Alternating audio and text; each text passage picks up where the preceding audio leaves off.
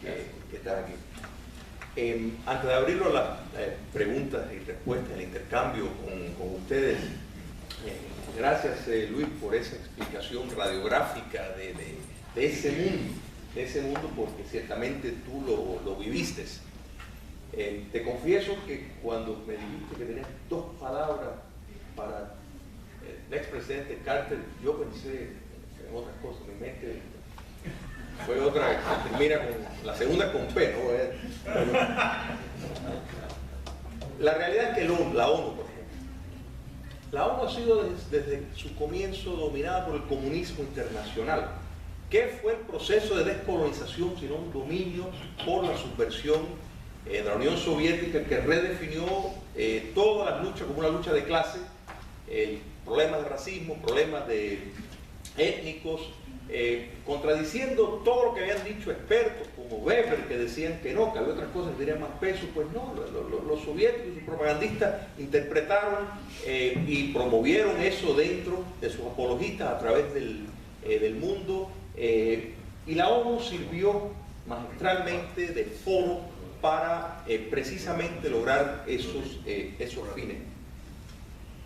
Uno de los efectos que tiene la democracia es la cuestión de que cuando un sistema es realmente abierto y competitivo, pues claro, el político está preocupado con los resultados, sobre todo si está saliendo, si quiere salir reelecto. Entonces, muchas veces toman decisiones que no es lo que le conviene al país a largo plazo, pero sí es lo que le va a garantizar su victoria en las próximas elecciones. Es como el administrador de una empresa que decide poner un producto a un precio que le va a dar pérdida a la empresa, pero no importa, esa va a retirar dentro de X tiempo y quiere inflar los números para irse a toda gloria, y el que venga atrás pues que pague los platos rotos. Y eso es una cosa que, si bien no, como tú bien señalaste, Luis, no solo es la cuestión de la visión, sino tener la voluntad de poder llevarlo a cabo.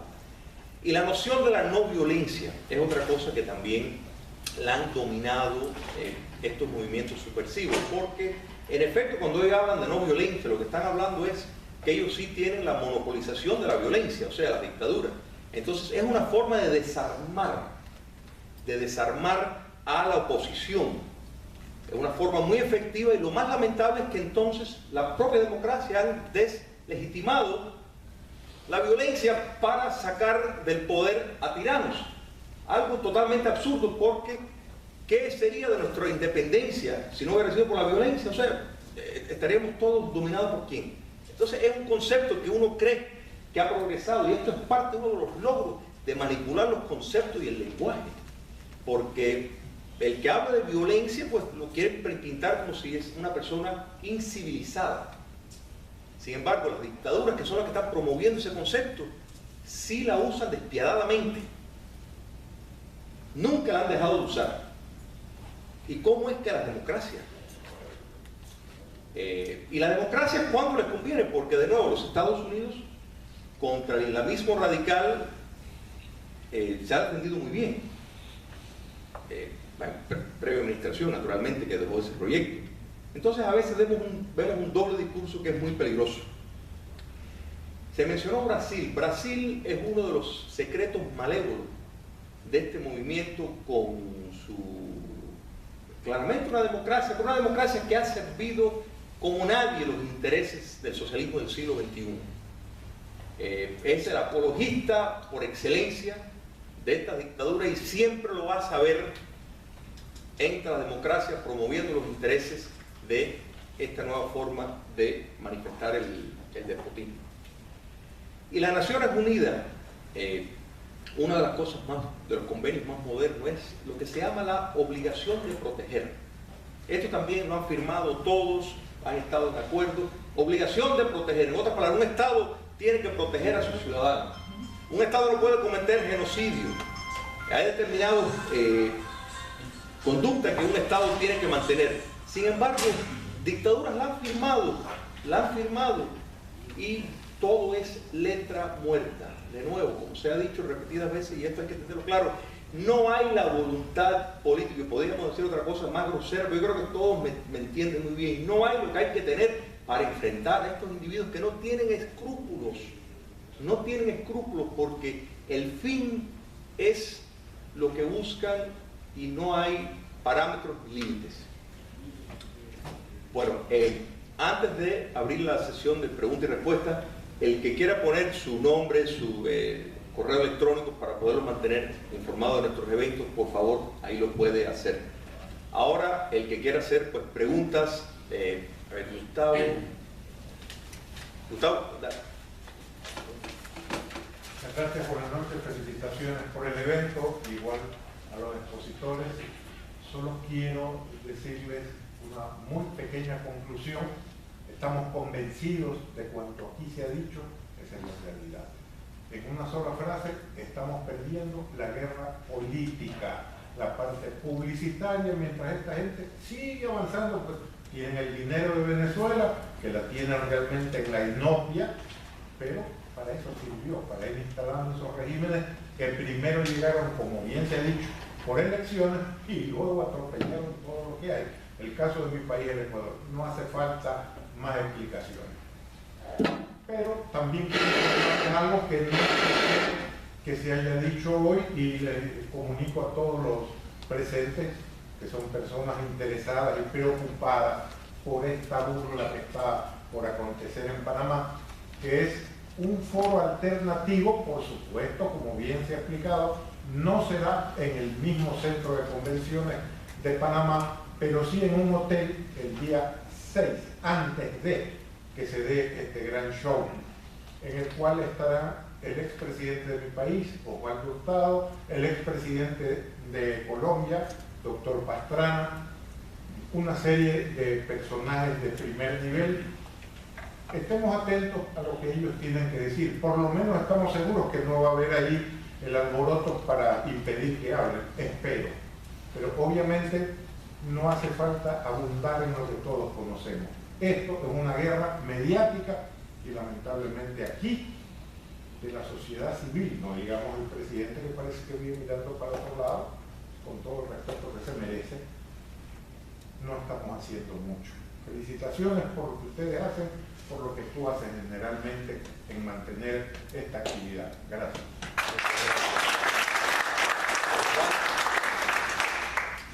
Hombre, mucho gusto. Lo felicito porque de verdad el último panelista porque habló de la situación en Latinoamérica, yo la viví. Yo negocié personalmente contra Lula en el proceso de privatización de la industria aeronáutica. Estuve en la junta directiva de Embraer. Es peor de lo que ustedes aún se imaginan, lidiar con el PT, con el Partido Trabajista, que es el Partido Comunista de allá, que aún en la época que se cayó la Unión Soviética, el símbolo de ellos era la estrella roja con el y el martillo. O sea, es increíble. Con respecto a México, que también viví en México en la época de Salinas, los mexicanos tienen un dicho que aplica mucho lo que usted dijo, dice, un político pobre es un pobre político. Así que la corrupción es una cosa endémica y parte del problema que todos vivimos. Yo viví en Argentina, viví en Venezuela, viví en México, trabajando para multinacionales y trabajando para NGOs, hasta un proyecto de las Naciones Unidas con el guerrillero uruguayo.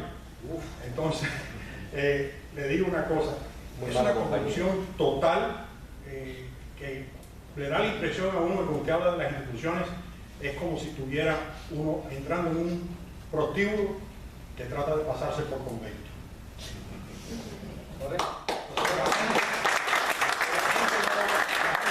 No lo entienden y yo creo que a pesar del pesimismo que hay, en este momento, yo soy economista por entrenamiento, una de las mejores armas que tenemos nosotros para lo que puede pasar para recuperar el campo o por lo menos retar la izquierda es que, como dijo John Adams, y creo que se refería a las democracias demagogas, digo que las democracias cometen suicidio. Y en este caso, lo estamos viendo en Venezuela, hemos tenido la suerte de que un evento que está pasando en el Medio Oriente con Arabia Saudita bajó el precio del petróleo y le ha causado una crisis económica a Venezuela y por carambola a lo que hace con Cuba. O sea, ellos tienen en este momento un poder establecido y un control muy fuerte, pero la economía, por lo regular, es el fallo primordial de todos los sistemas socialistas. La Unión Soviética no se cayó solamente porque los Estados Unidos lo retó militarmente, sino porque el peso de la pobreza en el pueblo y la ambición de la gente a ser libre e independiente del Estado es una de las cosas que contribuyó mucho a que se cayera la Unión Soviética. O sea, en el caso que usted mencionó de Brasil, hoy precisamente haciendo un artículo muy bueno en el Wall Street Journal analizando cómo viene la investigación de Petrobras. Cuando nosotros hicimos la privatización en Brasil, Petrobras era socio nuestro. Ya se veía ahí la corrupción que había dentro de la empresa. Y alguien me preguntó, ¿cómo es que en Brasil, a pesar de tener un gobierno central socialista, no se ha convertido en un país socialista de lleno? Brasil tiene una cosa que no hay en el resto de Latinoamérica. Los gobernadores tienen mucho poder. Y en este caso, la investigación de la corrupción está basada no en San Paulo, no en Brasilia, no en Río, está basada en Curitiba, que es un estado del sur en el cual hay un sentimiento más conservador y más europeo en su manera de verlo. Por lo tanto, es interesante que los 9 abogados fiscales que se han nombrado son gente que estudiaron en el extranjero y muchos de ellos en Estados Unidos. Son abogados entrenados aquí. Y entonces están usando métodos que se usan en el mundo libre, por decir, y en Europa, para poder retar y llevar a juicio hasta posiblemente a Lula, posiblemente a Dilma Rousseff, y no solamente a ellos dos, es la gente alrededor de ellos, porque el sistema es que está corrupto. Ellos son un instrumento nada más. No son... El PT que precisamente fue el que canalizó el dinero. Exacto. Y en Brasil, en las elecciones, lo que pasa es lo siguiente: hay una cosa que contribuye más al tema de Latinoamérica con la corrupción y la perversión. Los empresarios tienen la culpa también. ¿Por qué? Porque en vez de tratar de promover el proceso democrático desde el punto de vista de libertad personal, se alían con el gobierno de una manera corrupta. O sea, así como piensan que, como dicen, como si usted está en negocio, ¿cómo sobrevive? Tienes que pagar su bono. Cuando yo trabajé en Argentina, a mí, en la época de Videla, se me apareció un individuo a decirme, del gobierno, a decirme, tienes un problema con aduana. Le digo, bueno, yo tengo a alguien que me lo va a resolver, yo llamo enseguida a la Casa Rosada. Y como nosotros le trabajamos a los militares, así me lo quité. Esa es una manera de corrupción. Y ese problema lo estamos teniendo hoy en Estados Unidos. Sí, sí. Es el principio. Por eso, la única esperanza que nos queda es, como decía Justo Ruiz de Esposo en Cuba: lo bueno que tiene esto, lo malo que se está poniendo. Gracias.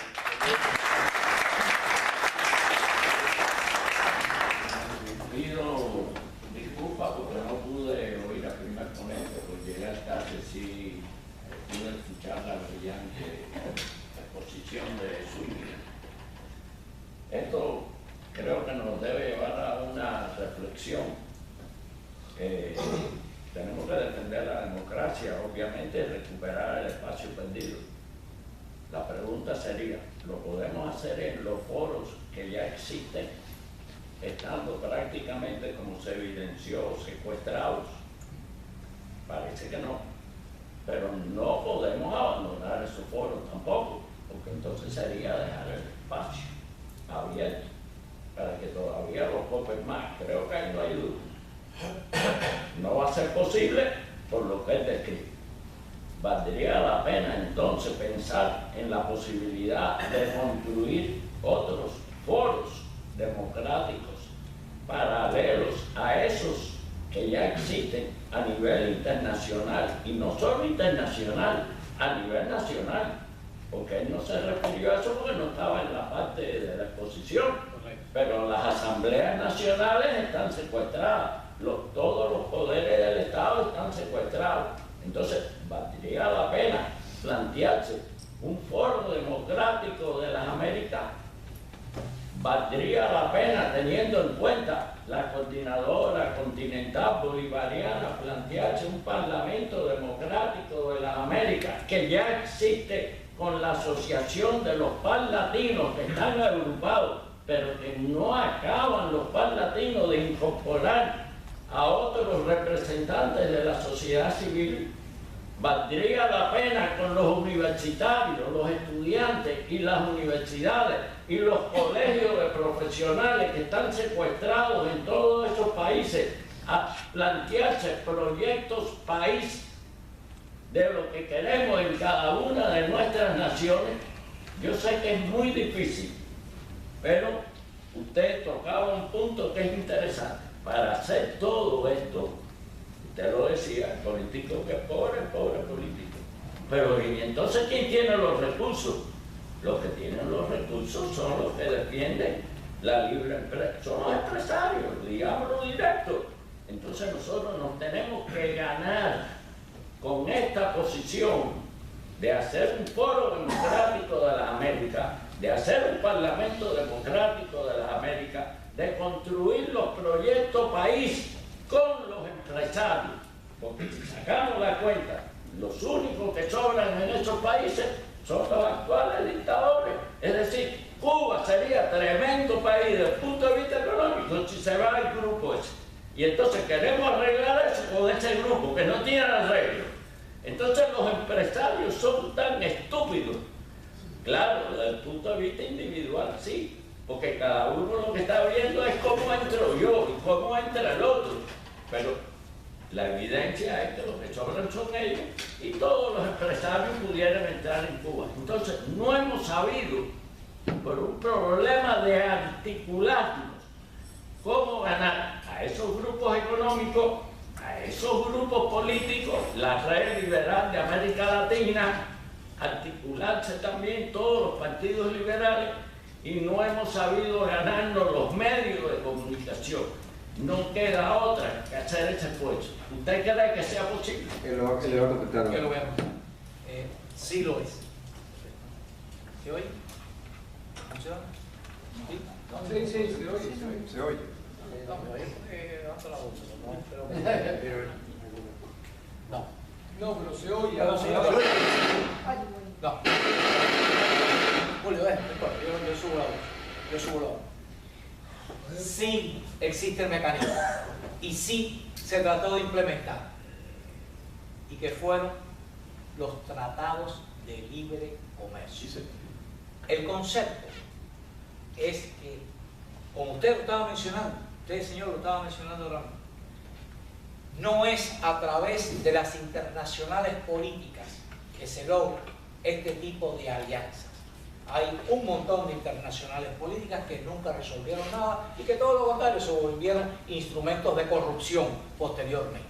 Pero sí a través del empresariado, sí a través de las naciones aliadas en términos económicos, porque la economía puede regir la política. Y entonces, y hay un buen ejemplo lo tenemos en la Unión Europea. No nació como una unión, nació primero como una asociación comercial, de comercio, de economía, luego fue aumentando sus vínculos, ya pasó luego a los lazos de nación, luego se constituyó ya tuvo varios nombres, no quiero entrar ni hacer historia ahora de lo ya conocido del partido, pero ese es el camino. Y Estados Unidos se dio cuenta y por eso fue que hizo el Tratado de Libre Comercio de América del Norte, que fue tratando de unir a toda América del Norte para crear un bloque. No crear un país como muchos piensan por ahí, porque empiezan a pensar mal de que es un gobierno mundial, nada de esto. Esto es lo que tenía el propósito de crear una asociación de países con unos vínculos tan fuertes que influyeran en su propia política, adesentaran la política y pusieran la política realmente en el camino democrático, porque la economía de mercado, que es una economía libre, con el sistema democrático van diente con diente para que las ruedas den vueltas. Eso, el consenso de Washington fue, en efecto, o sea, la promoción del Tratado de Libre Comercio fue precisamente un intento. Pero Alberto, después Lombillo, después Pablo, después René. Créanme si les digo que salí de mi casa en Ponca Novicia a las 1:30 de la tarde y he confrontado todo tipo de accidentes y de incidentes para llegar aquí pasadas las 6:30. Pero le dije a Julio, yo voy a estar y aquí estoy. Es mi costumbre cuando participo de actividades como esta, y yo los insto a ustedes a que hagan lo mismo, a presentarme. Porque la gente habla y después decimos, ¿y quién dijo eso? Yo soy Alberto Romero, soy un periodista jubilado y soy escritor y narrador, poeta. Y mi pregunta para ti, doctor, es esta, muy concreta. Como llegué en el barullo de que Julio estaba terminando, aquí no te escuché, etc. Tú hablaste de las libertades, pero no dijiste nada de las libertades religiosas. ¿Dónde se incluyen esas libertades? En los derechos civiles, políticos, sociales, culturales, en los sociales. Pero no mencionaste las religiosas específicamente. No, es que libertad religiosa va implícita dentro de los derechos sociales. Eso es El problema es que muchas veces hay confusión, porque cuando se dicen derechos sociales se piensa en otro tipo de cosas. Yo pienso, es que cada uno de ellos yo pienso que debe decirse siempre, llamarle a ese animalito por su nombre. Es mi opinión, mi humilde opinión. En la definición de Naciones Unidas no está incluido, porque va incluido dentro de una subdivisión. Por eso, pero repito, esto es un tema para poder hablar 2 horas de lo que es la esencia de los derechos y que tratan, lo lograron. Por eso se desintegró la Comisión de Derechos Humanos de Naciones Unidas. Distorsionar los derechos. Empezaron a crear un montón de derechos. Derecho al agua, derecho a un trabajo, a una vivienda decente. ¿Y cómo usted le puede dar una vivienda decente en África a un pueblo súper pobre? ¿Cómo usted le puede dar derecho al agua a un Níger con 20 problemas de necesidades? Y Diego conoce mucho de todo esto de África, que sabe que todo esto que son derechos imposibles en determinados lugares, pero conceptualmente hay que definirlo, están definidos, y luego vienen las tergiversaciones. ¿Para qué? Para que los derechos políticos se diluyan. Y entonces, bueno, la respuesta que le dio Europa, que fue la que lideró este esfuerzo, creó el derecho a la democracia. Está aprobado por Naciones Unidas, derecho a la democracia. ¿Usted lo ha oído exigir alguna vez en alguna parte? Y la religión, los derechos religiosos son bien complicados en el mundo, y cuando usted dice, bueno, va a presentar el derecho de los judíos, empieza por el derecho a tener su propio Estado, y es cuestionado por todo el mundo árabe y por muchísimos países islámicos, y entonces no se logra un acuerdo. ¿Por qué razón? Por lo que dije al principio. ¿Quiénes son la mayoría? Los no demócratas, y no lo prueban con la alianza de otros. En cuanto a esto de lo que se puede o no se puede, le preguntaron a Che, ¿cuál es una de tus principales ideas? Pues una de las cosas primeras que yo quiero hacer es traerle la electricidad a ustedes. Dice, no, pero si aquí en este lugar hace muchos años que hay electricidad. El problema de la religión es que aquí lo estamos faltando en los Estados Unidos. Que aquí no se puede mencionar la palabra Dios, está prohibida. Y eso es una cosa que ayuda. Y si tú no eres una persona religiosa, si no tienes sentimientos espirituales, entonces no prohíbas que los tienes, los expreses. No prohíbas que los tengas, los manifiestes y los proclamen.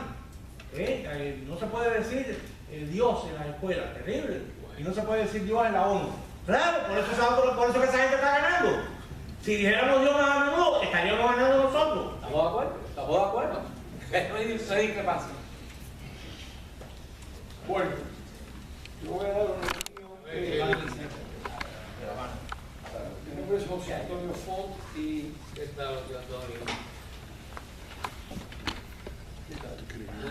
Yo te guíe la cámara para poner. Si puede. Yo voy a decir algo que puede ser un poco pesimista.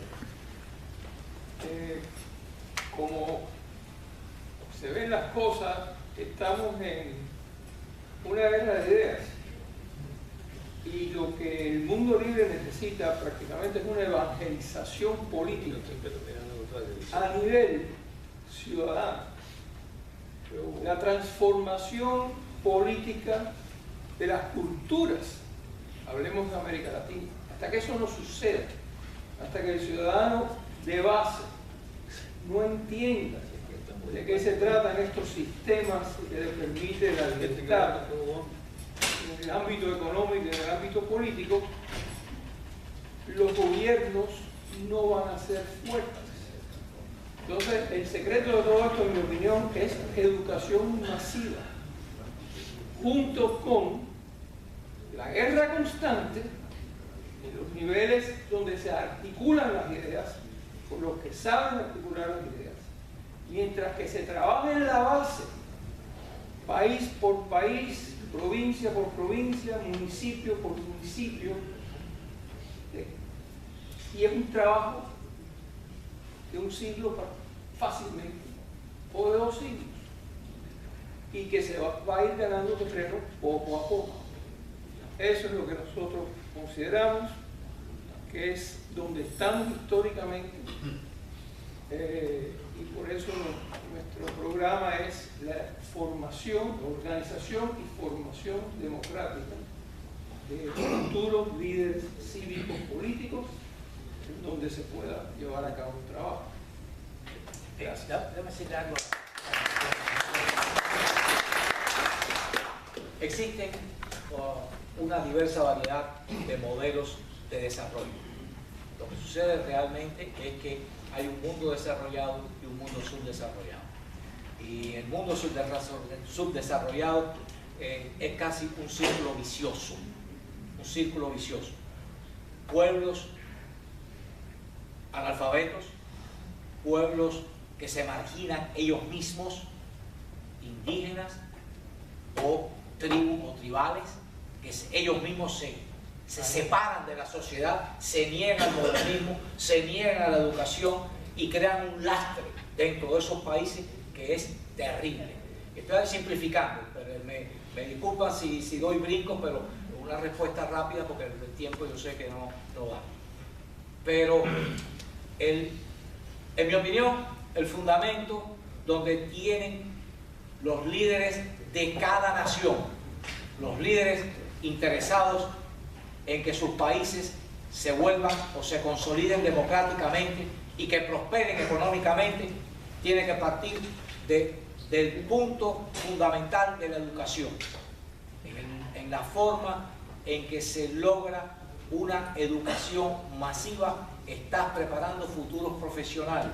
Futuros profesionales significa mayores ingresos familiares. Mayores ingresos familiares va a significar mayores oportunidades y mayor desarrollo. Hoy el mundo moderno debe enfocarse en el concepto económico.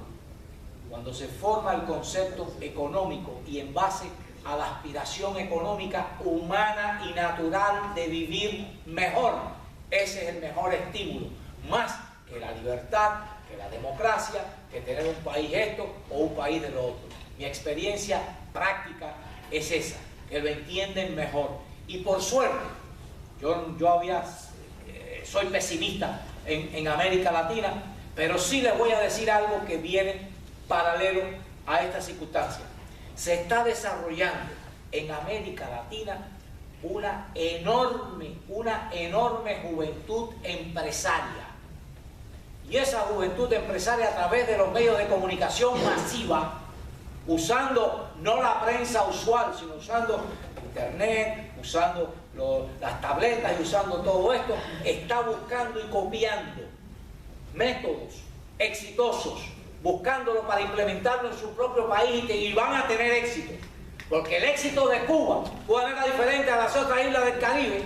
El éxito de Cuba es que, ¿sabe cuál era? Que miraba al norte, a los exitosos Estados Unidos y decía: mira los americanos cómo hacen su empresa, mira los americanos cómo hacen su negocio. Yo lo voy a mirar, voy a ver cómo lo hacen, lo voy a copiar y lo voy a hacer en mi país. Y lo hicieron. ¿Sí? Y ese fue el éxito. Y ese puede ser la repetición de la rueda inventada otra vez para América Latina. Eso es como yo lo veo.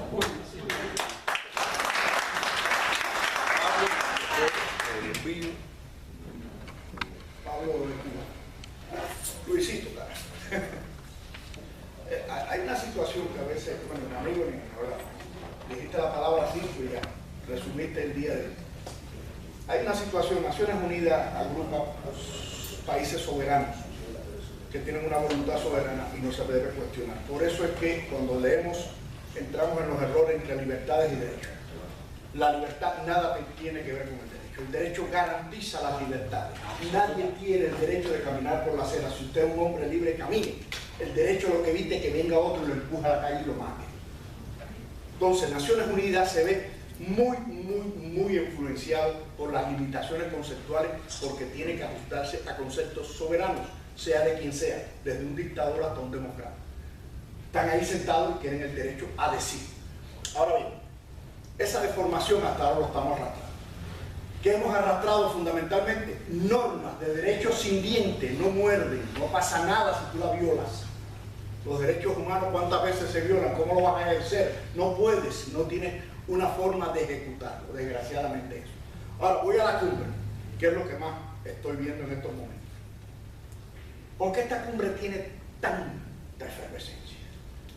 Si quitáramos a la prensa no pasa nada. Los conceptos de momento histórico los está dando la prensa. Aquí no hay ningún momento histórico. Ahora, lo peor de esta cumbre es que el país de la fortaleza democrática en esta que vivimos va a legitimar las dictaduras. Es decir, pueden los estados dictatoriales sentarse al mismo nivel de criterio y voto que los estados demócratas. Y recordemos que la democracia es anterior a los partidos. No nos equivoquemos, no confundamos partido con naciones ni partido con democracia. No confundamos eso, que caemos en el error histórico de siempre. ¿Qué está pasando en esta séptima cumbre? Yo estoy terminando un artículo que digo cumbre borrascosa. Sencillo. Van gente con trajes de $5.000 que son muy buenos, una caída perfecta, a tirarse fotos. Todo el mundo piensa, señor, en la imbecilidad de una foto de Fidel y Obama. Ese es el centro de prensa. CNN. No un infeliz con una tableta, como decía ella ahorita, tomando su tablet muy orgullosa así. No. Si alejamos ese concepto, estamos viendo en este siglo XXI preocuparnos por las libertades que conseguimos hace rato. A ver cómo la ejercemos, como decía ahorita Luisito, chicos, ¿cuál es el problema? Luisito, de ejercer la democracia. Señores, estamos legitimando un gobierno. Estados Unidos vaya que vaya vestido de hierro. Que vaya vestido de hierro. El palo de Obama, porque tiene un solo nombre, Barack Hussein Obama, es que en esta cumbre va a llevar un capricho que se llama Cuba. Pero es que Cuba arrastra del río Bravo a la Patagonia. No nos equivoquemos con un viejo montado ahí y un chino hablando basura. No nos equivoquemos. Hay un concepto de influencia pragmática e histórica, la dos. Y Estados Unidos lo va a ver. Van los pioneros, la federación, para reunirse. Como si llevan, déjenme callarme, al Papa. Que lo lleven. El problema es que están legitimando, no ya una nación aislada como Cuba en el Caribe, están legitimando la influencia política antidemocrática en esta cumbre. De histórica no tiene nada. Se puedan dar un beso hasta de boquita los dos. No tienen nada, sino legitimar lo imposible, lo antinatural. Y donde hay cosas antinaturales no hay procreación. Y no estoy hablando de género, no se equivoquen. No hay procreación. Y eso es lo que estamos viendo. Saquen a la prensa, nadie se va a enterar. Y eso es lo que a mí me preocupa, legitimar a partir de 24 horas que yo puedo hablar. Es más, yo soy un idiota, chico, estando aquí. Estoy legitimado quedándome allí. A ver, pero tengo que entrar como yo le da la gana. Entonces, no, lo saquemos también de la lista del terrorismo, ¿para qué? Si el terrorismo es la ejecución, no es la denominación. Por Dios, caballeros. Por Dios, y recogemos firmas todavía los venezolanos. Para reventarle la cabeza. Ahí. Ustedes saben cómo yo denomino esto. La insolencia al culto. Esa es la cumbre que va a haber ahora. La insolencia al culto. Juegan con inteligencia ajena. Y desgraciadamente, ya no es un problema de libertad personal, sino de ejercicio de poder sobre las libertades personales. Ahí es donde está el problema. Y eso es lo que a mí siempre me ha preocupado. Si Luisito vivió foros internacionales políticos, yo viví los económicos. Y todo estaba cocinadito. Todo. Por Dios. Estamos en el 2015.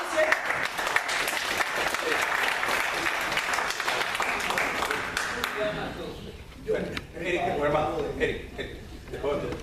Ves tú, Eric primero después. Sí. Eric, ahora después tú. Uno que yo ve. Bueno, está bien, hermano. Señor Muevo, respeto los años. ¿Cómo dijiste? Soy el eterno joven. dije lo de yo vivo, eres el eterno, eres el eterno abuelo. Pero se equivoca, yo soy de mil cosas.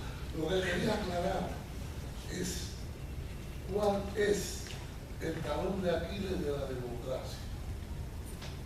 El hombre. El hombre que tergiversa todo y tiene un signo, mucho, no todo, tiene un signo de peso en la frente. Dice, en los países democráticos, en nosotros la corrupción es galopante, pero la democracia también. Y donde hay pobreza prolifera la izquierda socialista. Y entonces, ¿qué pasa? Que el Poder Judicial duerme el sueño eterno. ¿Cómo usted concibe que si tú tienes tu casa y tienes días de familia y ahí estás robando, tú no te vas a enterar y no vas a tomar medidas? ¿Qué es lo que hace el Poder Judicial? Nada. Te saca algunos casitos, pero lo gordo no lo dice, porque desgraciadamente es el hombre que se deja penetrar. Exactamente. O sea que el talón de Aquiles, desgraciadamente, de la democracia es el hombre. Es por eso que triunfan los izquierdistas, porque proponen lo que no van a hacer. Ustedes ven cómo hay pobreza aquí, que quien la genera el gobernante democrático que no legisló para salvar a los pobres y sacarlos, que no es tan difícil. No es tan difícil. Solamente hay que darle trabajo y hacer viviendas económicas donde ellos trabajen, hacer nuevas comunidades y en esas nuevas comunidades darle trabajo a todo el mundo y donde van a vivir las familias pobres que a su vez van a trabajar en los comercios que se van a poner, porque los comercios hay que atenderlos y se hace con ellos. Yo fui el jefe técnico de Ciudad Sandino. ¿Saben qué es Ciudad Sandino? Donde metieron a todos los alzados de la sierra, los metieron ahí en Ciudad Sandino. Se hizo una comunidad, desgraciadamente tengo que hablar de eso, porque tengo el ejemplo vivo. Se hicieron 500 viviendas, las hice en 3 meses. 3 meses. Y se hicieron bodegas, se hicieron farmacias, y esa gente que trajeron de allá, que no trabajaron ahí, por cierto, trabajaron 2000 y pico de hombres, se hicieron, no voy a contar la historia. Y esa gente vinieron ahí. ¿Y dónde trabajaron? En el campo y trabajaron en todos los servicios, públicos y privados, porque eso no se puede hacer. Se hizo en Chile. En Chile se hizo, señor mío. Había un 42% de nivel de pobreza. Se demoraron bastante, pero bueno, lo hicieron. En 20 años bajaron las precios. ¿Qué hicieron? Ciudades nuevas. Ahí está la historia. Entonces, desgraciadamente, hay una cosa que para mí es el talón de Aquiles de la democracia, que el Poder Judicial no actúa. Impunemente todo el mundo dice, hay una corrupción terrible, ¿qué hace el Poder? ¿Qué hace el Poder Judicial? Que no te presa a toda esa gente, que se lo roba todo. Eric, vas tú, después señor de Céspedes. Eric Aguilar, representante de Caballero Rivero Burland, Servicio de Cementerio y Funerario. Yo tengo una mala noticia para usted, que la mayoría de las personas no voy a acabar el servicio grande. No.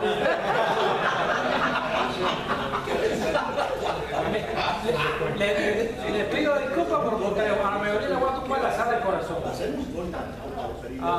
La tendencia que yo veo en el mundo es que la democracia va a la decadencia y no al fortalecimiento. Y voy a utilizar un fundamento bíblico. Lo que voy a utilizar como base, como fundamento, es la profecía bíblica. No es un libro de historia, no es algo que inventó un hombre. Por la misma profecía bíblica, lo que dice es que la evolución de la raza humana, como va a terminar, la historia de la humanidad va a ser con una dictadura mundial. Y si es mundial, este país va a estar incluido. Me perdono, pero mi pesimismo superó el tuyo. Y usted estuvo en la ONU. El anticristo va a dominar todas las Naciones Unidas también. Y entonces lo que va a haber en el mundo va a ser una dictadura religiosa global. Eso es la democracia. Yo espero, si Dios quiere, que en Cuba algún día haya democracia. y que dure no sé cuánto tiempo va a durar, que regrese, pero no va a ser toda la vida, porque el mundo va a caer en las garras de un dictador mundial. Así que la cosa no pinta bonita. Para que no se demore mucho. Esa es la profecía, no se sabe cuándo va a llegar, pero no se lo que se demore mucho, eso le dije. Bueno, ya hace rato que estoy esperando por hacer algunas declaraciones. La primera declaración que quiero hacer es que las Naciones Unidas, cuando las Naciones Unidas comenzó, uno de los países que más tuvo influencia por su trabajo, por su creatividad, por su inteligencia, sus delegaciones, para crear la Declaración de Derechos Humanos, fue Cuba. Principalmente Guy Pérez Cisneros, con Ernesto Diego y varios más, en el año 42. Lo conocía todos ellos. Yo trabajé en las Naciones Unidas, gané un puesto internacional en Cuba y fui contratado para trabajar en las Naciones Unidas. Trabajé del 49 al 52. Estuve un rato más en Nueva York. Conozco muy bien las Naciones Unidas y comienzo. Y durante el tiempo que yo estuve allí, recuerdo haber regresado el 3 de marzo de 1952 a Nueva York con una alegría inmensa de un país realizado que ya iba rumbo a la segunda parte del siglo XX y que yo estaba seguro que en el siglo XXI iba a pertenecer al primer mundo, no al segundo ni al tercero. Pero a los dos gobiernos auténticos que tenían la obligación de hacer esas cosas, no atacaron un punto que hubiera salvado a Cuba para siempre, y la profesionalización de su ejército. El ejército había sido convertido de profesional más o menos antes del 33 a una guardia pretoriana en 1933, 34, 35. Si el ejército hubiera sido profesional como el de Chile y como el de Brasil, y ahí voy a hacer otra aclaración, hubiera ocurrido lo que ha ocurrido con Chile y Brasil. El caso de Brasil es realmente impresionante. El caso de Chile también, a pesar de todo. En el caso de Brasil quiero aclarar que existe una cosa que no está organizada, ni es pública, ni tiene nombre, y se llama establecimiento brasileño. Primer aviso. ¿Cuánto falta? 15 minutos. El establecimiento brasileño es una integración de intereses patrióticos, de gente muy preparada, que tienen un concepto muy claro del poder, porque el poder obliga. El poder no es para abusar, el poder obliga. Cuando uno es profesional del poder, y no hay poder como el militar. Y esa es la diferencia entre el ejército de Cuba de 1952 al ejército de Chile en 1970 y tantos con Allende, el ejército de Brasil, que lleva décadas manteniendo la estabilidad y el mayor país de nuestro hemisferio, porque tiene más territorio que los Estados Unidos, salvo Alaska. Estimado Pedro, tenemos que cerrar Bueno, entonces existe eso, y eso es lo que explica esa unión de civiles y de militares, explica por qué Lula está contra la pared, porque el PT está exhibido en su corrupción, están yendo a la cárcel. Uno de los grandes amigos de Fidel Castro, Dirceu, ministro de Lula, está en la cárcel, gracias al establecimiento brasileño que existe. ¿Okay? Muchas gracias.